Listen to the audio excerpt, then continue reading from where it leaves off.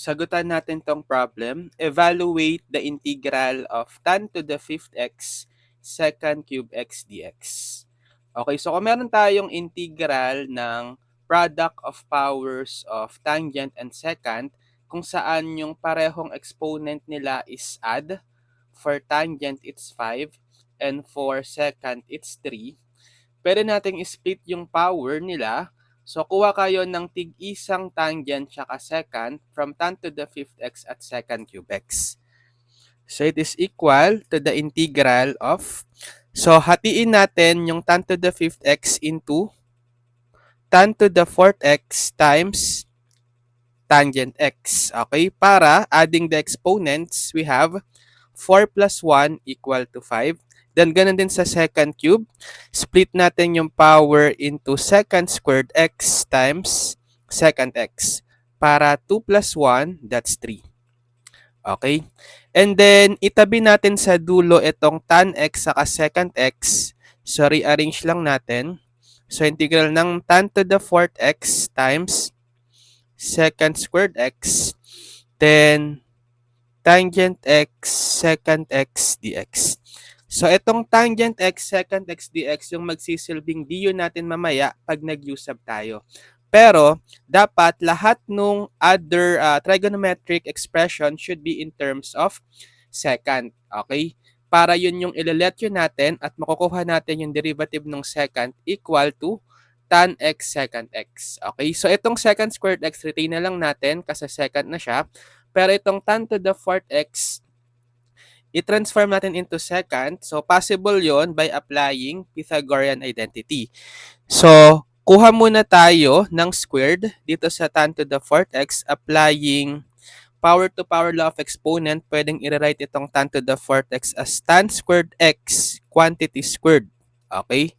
Then, copy secant squared x tan x secant x dx.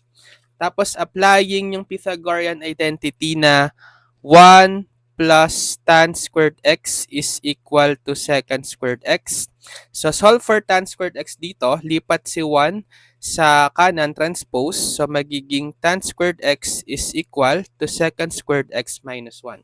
So, palitan natin ngayon itong tan squared x ng secant squared x minus 1. Then, don't forget yung square niya. Then, copy secant squared x tan x secant x dx. Yan, pwede na tayong mag-u-sub. So, ang ilalet yun natin ay secant x. Okay, then getting the derivative ng u, that's du. And then derivative ng secant x, that's tan x secant x dx. Okay, so, eto na yung tan x secant x dx. Pag sinubstitute natin, mamaya, equal na lang siya sa du. So, substituting, magiging integral ng, so secant x, that's u na lang, na may squared, so magiging u squared. Then, minus 1, quantity squared. Then, secant x ulit, which is u. And then, may square siya, so magiging u square. And then, itong tan x secant x dx ay du. So, pwede na nating ma-evaluate itong integral using power rule na lang, pero expand muna natin. So, expand the square of a binomial, u squared minus 1. So, square the first, u square. Bale, u square square, that's u to the fourth. Then, product nung first term sa second term, u squared times negative 1, negative u squared, tapos may times 2 pa, bale negative 2 u squared. Then, plus the square nung second term na negative 1, so negative 1 quantity squared, that's positive 1. Okay? Times u squared du. Then, distribute itong u squared, multiply nyo each term by u squared. Bale, magiging integral ng u to the 4th times u squared, u to the 6th. Then, minus 2 times u squared times u squared, 2u to the 4th, plus 1 times u squared, u squared. Okay? And then, dahil meron tayong 3 terms sa integral, pwede nyong i-distribute yung integral symbol together with the du para ma-integrate natin term by term. So, meron tayong integral ng u to the 6th du.